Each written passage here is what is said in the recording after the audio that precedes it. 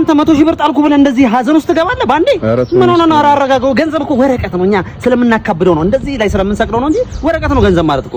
ያንንም ሰርተህ ነው ያመጣው፣ አሁንም ሰርተህ ታመጣዋለህ። ለእንተን እንደዚህ ማካበድ ምንድነው? ገንዘብ ይሄዳል፣ ገንዘብ ይመጣል። ይሄን አይምሮስ ገንዘብ ይሄዳል፣ ገንዘብ ይመጣል። ይሄን ደግሞ ምሳሌ ልስጥ ማለት ነው። በ10 ብር ምሳሌ በ10 ብር በ10 ብር ወይ እንዴ እየተጣልኩት አስተነሬ አየትር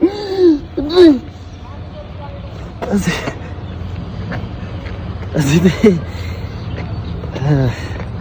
የሆነ ቦታ ወስዳለሁ።